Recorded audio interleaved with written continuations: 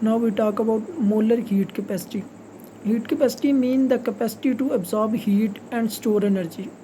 यानी कि हमें बाहर से ही कैपेसिटी का वर्ड सुनते ही हमें समझ आ जाता है कि किसी भी चीज़ की कैपेसिटी। अब हीट कैपेसिटी की बात हो रही है तो यानी कि एक चीज़ है वो कितनी हीट को एब्जॉर्ब कर सकती है अपनी बॉडी के अंदर और उसको स्टोर कर सकती है एनर्जी। और अगर हम देखें कि हीट किसी भी सिस्टम में जब एब्जॉर्ब होती है तो होता क्या है, जब भी कोई सिस्टम हीट को एब्जॉर्ब करता है तो उससे उसकी काइनेटिक मोशन जो अंदर एटम या मॉलिक्यूल्स होंगे उनकी काइनेटिक मोशन बढ़ जाएगी। फिर वो आपस में टकराना स्टार्ट कर देंगे, कोलिजन करना स्टार्ट कर देंगे। कोलिजन से क्या होगा, उनका टेम्परेचर इंक्रीज़ हो जाएगा, यानी कि एवरेज एनर्जी जो एवरेज टेम्परेचर होगा वो बढ़ना स्टार्ट हो जाएगा और उससे उनका टेम्परेचर इंक्रीज़ हो जाएगा। अब आप सपोज़ करो कि हमारे पास कोई सिस्टम है जिसको हम क्यू हीट, यानी कि क्यू हीट वो एब्जॉर्ब कर रहा है। कौन एब्जॉर्ब कर रहा है? By mass M. हम उसको क्यू हीट अब दे रहे हैं और सिस्टम जो क्या है उसका मैस, ये मैस एम वो एब्जॉर्ब कर रहा है यही क्यू हीट को। और एब्जॉर्ब करने से क्या हो रहा है, उसका टेम्परेचर बढ़ रहा है, यानी कि पहले उसका टेम्परेचर T1 था और बढ़ के कितना हो जाएगा T2। इसी को हम कहते हैं हीट कैपेसिटी। हम किसी भी चीज़ को, यानी कि ये मार्कर ही ले लें या पॉइंटर ले लें, इसको अगर हम क्यू हीट दे रहे हैं तो इसका 1 ग्राम मैस होनी चाहिए, यानी कि यूनिट मैस 1 ग्राम मैस। तो इससे इसका कितना टेम्परेचर बढ़ जाएगा T1 से T2। इसी को हम कहते हैं हीट कैपेसिटी। और अगर हम इसको डिफ़ाइन करना चाहें तो डेफिनेशन इसकी क्या होगी हमारे पास, heat absorb by unit mass, यानी कि 1 ग्राम मैस। हीट एब्जॉर्ब कर रहा है बाय 1 ग्राम मैस। वो 1 ग्राम यानी कि जो हम हीट दे रहे हैं उससे क्या हो रहा है, इन राइजिंग द टेम्परेचर, हम उसका टेम्परेचर बढ़ाना चाहते हैं। कितना? 1 डिग्री। जस्ट 1 डिग्री टेम्परेचर बढ़ाने के लिए हम देखना चाहते हैं कि 1 ग्राम मैस कितनी हीट को एब्जॉर्ब करता है एट स्पेसिफाइड टेम्परेचर। यानी कि अगर उसका 25 है तो 26 करने से टेम्परेचर क्या चेंज आ रहा है। यानी कि अगर हम बात करें वाटर की हीट कैपेसिटी की, तो वाटर की हीट कैपेसिटी जो है हमारे पास 4.2 जूल पर ग्राम पर डिग्री सेल्सियस। यानी कि अगर हमारे पास वाटर का 1 ग्राम हो और हमने उसका 1 डिग्री सेल्सियस टेम्परेचर राइज करना हो तो हम उसको 4.2 जूल एनर्जी प्रोवाइड करेंगे। तो वाटर के 1 ग्राम का टेम्परेचर, यानी कि अगर पहले 5 है तो 6 हो जाएगा, 6 है तो 7 हो जाएगा। कितनी एनर्जी एब्जॉर्ब करने के बाद? 4.2 जूल। इसी तरह की हर डिफरेंट कंपाउंड की डिफरेंट हीट कैपेसिटी है। और अब हम सपोज करते हैं कि यही जो मैस है उसको हम कंसीडर कर लें कि ये हमारे पास 1 मोल है। तो अगर मैस की जगह हम 1 मोल लिखेंगे तो 1 की जगह m वो कैंसिल हो जाएगा, तो Q divided by T2 minus T1, तो वो इक्वल हो जाएगा डेल्टा टी। डेल्टा टी तो हमारे पास यही होता है T2 माइनस T1, यानी कि चेंज इन टेम्परेचर। Q हमारे पास क्या है, heat divided by delta T. यानी एक बात याद रखना, जो हमारे पास हीट कैपेसिटी और मोलर हीट कैपेसिटी, इन दोनों के अंदर डिफरेंस है। हीट कैपेसिटी का C को हम स्मॉल c से रिप्रेजेंट करते हैं और मोलर हीट कैपेसिटी को हम कैपिटल C से रिप्रेजेंट करते हैं। इसके अंदर मैस हमारे पास 1 ग्राम होती है, इसके अंदर जो हमारे पास वो 1 मोल यूज़ किया जाता है। और अब हम डेफिनेशन करते हैं मोलर हीट कैपेसिटी की। मोलर हीट कैपेसिटी क्या है, अमाउंट ऑफ हीट रिक्वायर्ड, कितनी हीट रिक्वायर और किस काम के लिए, टू राइज द टेम्परेचर, कि उसका टेम्परेचर बढ़ जाए। किसका? 1 मोल का।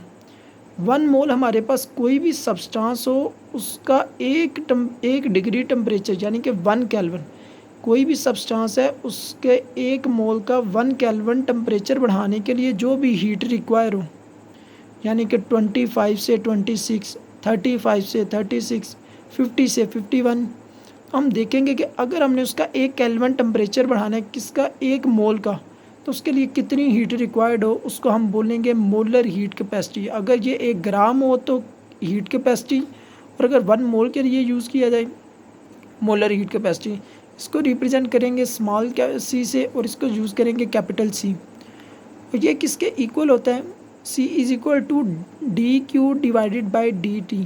dQ हमारे पास क्या है, d का लफ्ज़ जब भी यूज़ किया जाता है वो चीज़ यूज़ किया जाता है स्मॉल चेंज, किसी भी चीज़ के अंदर स्मॉल चेंज लाने के लिए, यानी कि और टेम्परेचर के अंदर भी डेल्टा टी हमारे पास कोई भी चेंज हो सकता है। और अगर स्मॉल डी आ जाएगा तो बहुत ही कम चेंज के लिए यूज़ किया जाएगा। डी क्यू हमारे पास क्या है, small quantity of heat absorb by the system, क्या थोड़ी सी क्वांटिटी हीट की एब्जॉर्ब हो रही है किसी सिस्टम के अंदर, और क्या कर रही है सिस्टम में एब्जॉर्ब होने के बाद, producing a small temperature rise, और थोड़ा सा टेम्परेचर राइज कर रही है जिसको हम डी टी से रिप्रेजेंट कर रहे हैं। और अब हम इसके यूनिट देखते हैं कि यूनिट हमारे पास क्या आते हैं। अब यूनिट की अगर बात की जाए तो टेम्परेचर जो हमारे पास हीट है उसका यूनिट होता है जूल, और अगर हम ये जूल इसका यूनिट ले लें, अगर मोस्टली कैलोरी यूज़ किया जाता है और ऐसे यूनिट के अंदर इसको जूल यूज़ किया जाता है। अगर हम इसके पहले कैलोरी के हिसाब से बात करें तो कैलोरी यानी कि हीट, और टेम्परेचर का यूनिट क्या आ जाएगा, पर केल्विन, और जबकि 1 मोल के लिए इस्तेमाल किया जा रहा है तो पर मोल, यानी कि कैलोरी पर केल्विन पर मोल, कि कितने कैलोरी रिक्वायर हैं 1 केल्विन टेम्परेचर बढ़ाने के लिए किसका, 1 मोल का। और अगर हम ऐसे यूनिट की बात करेंगे तो कितने जूल एनर्जी रिक्वायर है 1 केल्विन टेम्परेचर बढ़ाने के लिए किसका, 1 मोल का। और ये है हमारे पास मोलर हीट कैपेसिटी। हमारे पास इसकी 2 टाइप्स दी गई हैं मोलर हीट कैपेसिटी की। एक हमारे पास एट कांस्टेंट वॉल्यूम, एक हमारे पास दिया गया eight constant pressure. Constant volume और कांस्टेंट प्रेशर, अगर बात याद की जाए तो कांस्टेंट वॉल्यूम हमने कहाँ पे इस्तेमाल किया था, फर्स्ट लॉ ऑफ थर्मोडाइनमिक्स में, जो कि हमारे पास इक्वल था change in energy is equal to Q heat plus work done W. और अगर हम कांस्टेंट प्रेशर की बात यूज़ करें तो ये हमने यूज़ किया था इंथाल्पी के अंदर, जो कि किसके इक्वल है, H is equal to sum of its internal energy, यानी कि इंटरनल एनर्जी ई के और product of pressure and volume के, यानी कि H is equal to E plus P V के। पहले बात करते हैं molar heat capacity at constant volume, यानी कि इसकी फर्स्ट टाइप की। और हमने जैसे कि पढ़ा था कांस्टेंट वॉल्यूम हम किस में इस्तेमाल करते हैं, फर्स्ट लॉ ऑफ थर्मोडाइनमिक्स में। तो according to first law of thermodynamics वो किसके इक्वल था, एनर्जी के, डेल्टा ई था, और क्यू वहाँ पे यूज़ किया गया था, और वर्क, क्योंकि हम बात कर रहे हैं स्मॉल चेंज इन एनर्जी के लिए तो हम इस्तेमाल करेंगे D E D Q minus D W. और अगर इसको देखा जाए तो वर्क किसके इक्वल था, पी डेल्टा वी के। तो हम ये क्या करेंगे, इसको अगर रीअरेंज कर दिया जाए, यानी कि ये माइनस है तो दूसरी तरफ आएगा तो प्लस हो जाएगा। तो D Q is equal to D E plus P D V, यानी कि small change in heat, small change in internal energy और small change in volume. Internal energy हमारे पास क्या होता है, किसी भी सिस्टम की ऑल एनर्जी, यानी कि टोटल एनर्जी जो होगी। टोटल एनर्जी में हमारे पास 2 टाइप्स की ही एनर्जी आएगी, एक आ जाएगी काइनेटिक एनर्जी जो कि मोशन की वजह से होगी, और एक आ जाएगी पोटेंशियल एनर्जी। और केमिस्ट्री के अंदर पोटेंशियल एनर्जी की जब भी बात की जाती है वो उसकी बॉन्डिंग की बेसिस के पे की जाती है कि कितने ज़्यादा बॉन्ड उसके अंदर मौजूद है, जो भी अट्रैक्शन उसके अंदर मौजूद होगी। और अब हम क्या कर रहे हैं, divide both side by D T, यानी कि अब हम इसको डी टी से डिवाइड करेंगे दोनों साइड्स को, D Q divided by D T, और इस इक्वेशन को भी पूरा डी टी से डिवाइड कर दिया जाएगा। और हमने फर्स्ट लॉ ऑफ थर्मोडाइनमिक्स के अंदर पढ़ा था कि कांस्टेंट वॉल्यूम यूज़ किया जाता है, यानी कि अगर वॉल्यूम कांस्टेंट है तो स्मॉल चेंज इन वॉल्यूम के अंदर तो चेंज आएगा ही नहीं, क्योंकि वो तो कांस्टेंट है। तो इसीलिए हम उसकी वैल्यू 0 रखेंगे। अगर उसकी वैल्यू 0 पुट किए कर दी जाए तो D E divided by D T, यानी कि डी क्यू और डी टी, ये तो हम पहले ही पढ़ चुके हैं कि ये हमारे पास इक्वल है सी के। तो अगर ये कांस्टेंट वॉल्यूम के ऊपर यूज़ कर दिया जाए तो हम कैपिटल सी डिवाइडेड बाई, साथ में वो सबस्क्रिप्ट में वॉल्यूम लिख दिया गया, यानी कि molar heat capacity at constant volume वो इक्वल आ जाएगा एनर्जी के और टेम्परेचर के एट कांस्टेंट वॉल्यूम। और अब अगर हम इसकी डेफिनेशन करें तो डेफिनेशन हमारे पास क्या होगी, rate of change of internal energy, rate of change of internal energy with temperature at constant volume. ये थी हमारे पास इसकी फर्स्ट टाइप जो क्या है, molar heat capacity at constant volume. और अब हम इसकी दूसरी टाइप को डिस्कस करते हैं, molar heat capacity at constant pressure. और हमने पढ़ा था कांस्टेंट प्रेशर कब हम यूज़ करते हैं, इंथाल्पी के अंदर इस्तेमाल किया जाता है कांस्टेंट प्रेशर। और इंथाल्पी की इक्वेशन हमारे पास क्या थी, H is equal to E plus P V. पहले हम इसको फर्स्ट लॉ ऑफ थर्मोडाइनमिक्स से लेके चलते हैं, जो ऊपर हमने इक्वेशन को रीअरेंज किया था, D Q is equal to D E plus P D V, जो कि फर्स्ट लॉ ऑफ थर्मोडाइनमिक्स से हमने इसको ड्राइव किया था। यही इक्वेशन को यहाँ पे यूज़ कर दिया गया और सेम प्रोसीजर किया गया, यानी कि इसको भी डी टी से डिवाइड कर दिया गया। D Q over D T पहले ही हमने पढ़ लिया कि वो सी के इक्वल होता है, यानी कि मोलर हीट कैपेसिटी के वो इक्वल आ जाता है D E over D T plus P D V over D T, यानी कि सबको डी टी से डिवाइड कर दिया गया।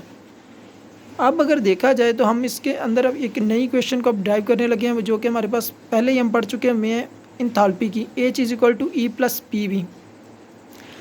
अब नीचे लिखा गया differentiate this equation with respect to temperature. Differentiate का क्या मतलब होता है, यानी कि डी इसके साथ मल्टीप्लाई कर दिया जाएगा और जिसके रिस्पेक्ट के साथ इसको डिफ्रेंशिएट किया जाएगा, जैसा कि टेम्परेचर कह रहा है, तो होल इक्वेशन को हम टेम्परेचर के साथ डिवाइड कर देंगे, यानी कि डी टी के साथ होल इक्वेशन को डिवाइड कर देंगे। अगर यहाँ पे प्रेशर लिखा जाता है विद रिस्पेक्ट टू प्रेशर, तो हम होल इक्वेशन को डी पी के साथ करते, अगर वॉल्यूम लिखा जाता तो डी वी के साथ करते। जबकि उन्होंने बात की है कि डिफ्रेंशिएट करें इस इक्वेशन को विद टेम्परेचर के रिस्पेक्ट, तो हम फिर इसको डी टी से डिवाइड करेंगे इक्वेशन को। D H over D T at constant pressure. आगे ई के लिए इंटरनल एनर्जी के लिए D E over D T at constant pressure. P हमारे पास क्योंकि पहले ही कांस्टेंट है तो हमने इसको बाहर रख लिया, और वॉल्यूम को लेके D V divided by D T at constant pressure. अब हम इन दोनों इक्वेशंस को कंपेयर करेंगे, इक्वेशन 2 को और इक्वेशन 3 को। ये हमारे पास इक्वेशन 2 दी गई है, C is equal to D E D T plus P D V divided by D T. ये इक्वेशन 2 थी हमारे पास। ये equation 3, D T over D T ये कैंसिल हो जाएगा इसके साथ, P D V over D T ये कैंसिल हो जाएगा इसके साथ, तो हमारे पास सी किसके इक्वल आ जाएगा, सी इक्वल आ जाएगा D H over D T. यानी कि अगर हम कांस्टेंट प्रेशर पे मोलर हीट कैपेसिटी को कर रहे हैं तो उसकी डेफिनेशन हमारे पास क्या, rate of change of enthalpy with temperature at constant pressure. और अगर हम मोलर हीट कैपेसिटी को करेंगे वॉल्यूम की बेस के ऊपर, तो वो हमारे पास इक्वल आएगा rate of change of internal energy with temperature. यानी इसके अंदर जो यूज़ हो रहा है वो इंटरनल एनर्जी है, और इसके अंदर जो यूज़ हो रहा है वो हमारे पास इंथाल्पी दिया गया। तो दोनों के अंदर डिफरेंस है। इंथाल्पी हमारे पास इक्वल किसके है, internal energy plus work done, यानी कि पी वी के। यानी कि हम कह सकते हैं कि अगर इंथाल्पी को यूज़ किया जाए तो उसके अंदर इंटरनल एनर्जी ऑलरेडी यूज़ हो चुका होता है, ई। यानी कि इंटरनल एनर्जी की, इंथाल्पी की वैल्यू हमारे पास इंटरनल एनर्जी से ज़्यादा होगी। सपोज़ करें इंटरनल एनर्जी की वैल्यू हमारे पास दी गई है 100, तो प्लस पी वी की अगर 10 भी वैल्यू ज़्यादा हुई, यानी कि हम 10 ही इसके अंदर ऐड कर देते हैं, तो इंथाल्पी ज़्यादा हो जाएगी, इंटरनल एनर्जी कम हो जाएगी। यानी कि इंटरनल एनर्जी ऑलवेज जो है वो स्मॉल होगी इंथाल्पी से। और उसकी रीज़न यही है कि ये प्रोडक्ट के अंदर कुछ ना कुछ पी वी इसके अंदर ऐड होगा, जब भी ई के अंदर, तो इसकी एच की वैल्यू बढ़ जाएगी ई की निस्बत। अगर ये पी वी इसके अंदर ऐड ना हो रहा होता तो हमारे पास इन दोनों की वैल्यू इक्वल आनी थी हमेशा। अब हम बात करेंगे इनके relationship between molar heat capacity at constant pressure and molar heat capacity at constant volume. और अभी हम पहले भी डिस्कस कर चुके हैं सी पी, क्योंकि इंथाल्पी के लिए इसलिए वो ग्रेटर है सी वी से, जो कि फर्स्ट लॉ ऑफ थर्मोडायनामिक्स के लिए दिया गया। इसके अंदर क्योंकि इंटरनल एनर्जी सिर्फ आ रही है, यानी कि फर्स्ट लॉ ऑफ थर्मोडायनामिक्स के अंदर जब भी हम हीट देंगे तो कोई भी वर्क डन नहीं होगा, उसके थ्रू सिर्फ और सिर्फ क्या होगा, उसकी इंटरनल एनर्जी बढ़ जाएगी। और जब हम इंथाल्पी की बात करेंगे तो उसके अंदर जब हम उसको हीट प्रोवाइड करेंगे तो वो उसके अंदर दो फंक्शन परफॉर्म करेगा। एक तो उसके इंटरनल एनर्जी, यानी कि उसकी एनर्जी को तो बढ़ाएगा, और साथ में वर्क डन भी करेगा, कोई ना कोई इसका वर्क भी करेगा, जो कि हमने पी वी लिखा हुआ है। और जाके अगर कांस्टेंट वॉल्यूम के ऊपर बात की जाए तो वो सिर्फ और सिर्फ उसकी इंटरनल एनर्जी को बढ़ाएगा। सी पी हमारे पास इक्वल है डी एच, यानी कि स्मॉल चेंज इन इंथाल्पी और टेम्परेचर के, जबकि सी वी है डी ई व डी टी के। यहाँ पे हमने इंथाल्पी की इक्वेशन लिख दी है H is equal to E plus P V. और अगर हमने जनरल गैस इक्वेशन जो कि हमने लास्ट टाइम ड्राइव भी की थी, P V is equal to N R T के इक्वल थी वो इक्वेशन। और अगर हम 1 मोल के लिए करें तो N is equal to 1 mole आ जाएगा, तो हमारे पास आ जाएगा P V is equal to R T. P V equal आ गया आर टी के, तो हम यहीं पे इक्वेशन यानी कि पी वी की जगह हम क्या लिख देंगे, आर टी। अब ये भी वो कह रहा है differentiate with respect to temperature, यानी कि इसको भी विद रिस्पेक्ट टू टेम्परेचर करें, यानी कि डी टी के साथ इस भी पूरी इक्वेशन को हम क्या करेंगे, डिवाइड करेंगे। जब हम इसको डी टी के साथ डिवाइड करेंगे, D H over D T, D E over D T plus R, क्योंकि कांस्टेंट है तो इसको हम डिवाइड नहीं कर सकते, D T divided by D T, ये दोनों आपस में कैंसिल हो जाएंगे। तो हमारे पास आर इक्वल आ जाएगा D H over D T is equal to D E over D T plus R. D H over D T वो इक्वल है हमारे पास सी पी के, D E over D T वो इक्वल है हमारे पास सी वी के। तो आर यानी कि molar heat capacity at constant pressure वो इक्वल आ जाएगा molar heat capacity at constant volume plus general gas constant R.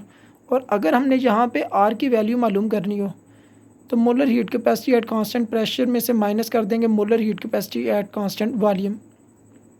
और ये हम पहले भी बात कर चुके हुए हैं, C P is always greater than C V. और यहाँ पे हमें बता दिया गया कि आर हमारे पास क्या है, एक जनरल गैस कांस्टेंट आर है और उसकी वैल्यू हमारे पास 2 दी गई हैं। अगर हम इसकी वैल्यू निकालें कैलोरी की यूनिट के अंदर तो इसकी वैल्यू हमारे पास होती है 1.987 कैलोरी पर मोल पर केल्विन। और अगर हम इसकी बात करें जाउल के अंदर यानी कि एसआई यूनिट के अंदर तो वो हमारे पास होती है 8.314 जाउल पर केल्विन पर मोल।